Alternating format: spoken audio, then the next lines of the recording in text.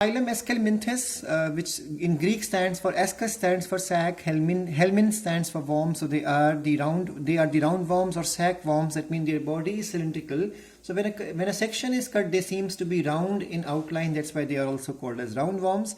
And the other name for them is the Nemathelminthes or nematodes. Nema here stands for the thread and helmin stands for the worm. So their body is cylindrical like a thread.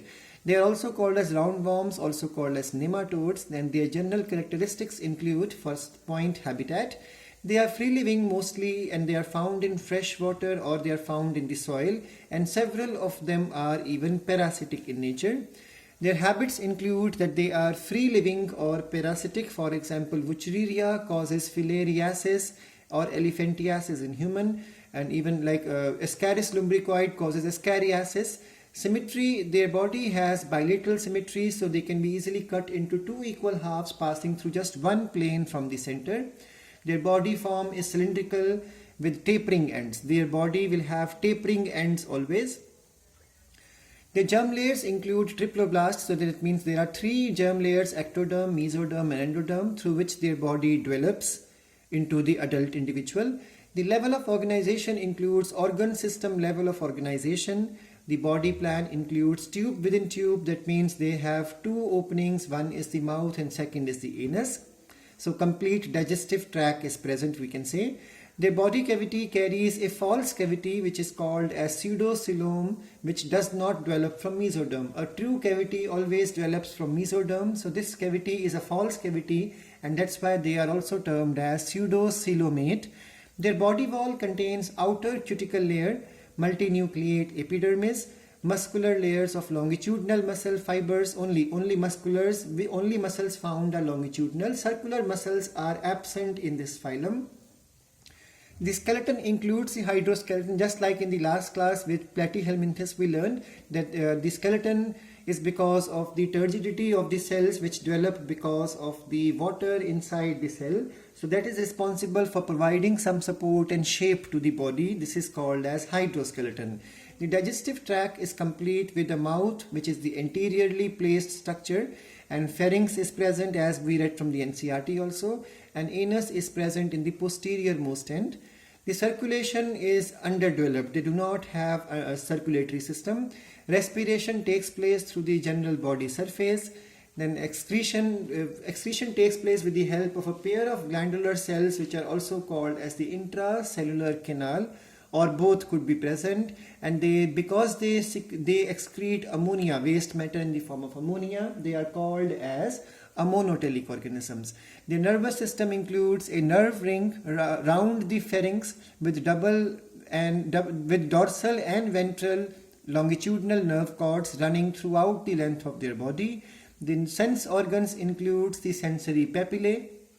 Papillae are the raised structures and are present anteriorly on the lips, so that they can easily judge what they are touching, what they are making contact with. And these are surrounded, these structures surrounds the mouth. Their appendages are generally absent, and when we talk about reproduction, they usually are unisexual, that means dioecious.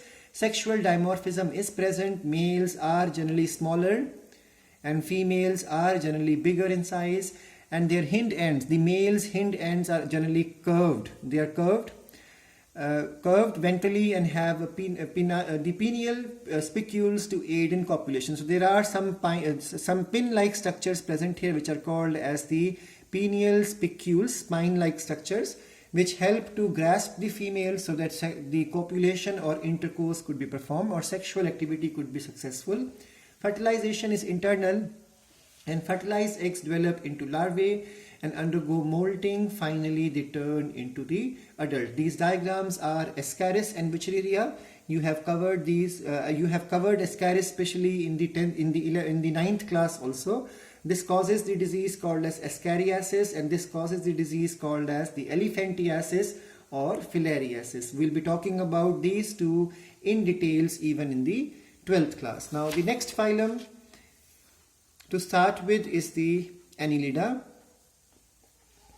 The phylum Annelida stands for the Latin word that is annulus. Annulus stands for rings and lidos means form. So these are the one which carry rings on their body, and that's why they are also called as segmented worms. The general characteristics include the habitat. They occur in the moist soil, they occur in the fresh water as well as in the marine water. Their habit includes free living nature or parasitic nature. For example, the leeches are parasitic and they feed on blood meal. That's why they are also called as the sanguivorous parasites. Is the mode of their life. Symmetry, when we talk about, is bilateral symmetry, so we can cut them into two equal halves from only one plane in the center to make them into right and left symmetrical halves. Their body forms are soft, elongated, cylindrical or flattened, and it is divided into segments, or which are also called as metameres, with the help of rings, and those rings are called as annuli. It is called as metameric segmentation. It is external as well as internal. So this is an example of the phylum in which both type of metamerism is present, or segments are present, internal as well as external.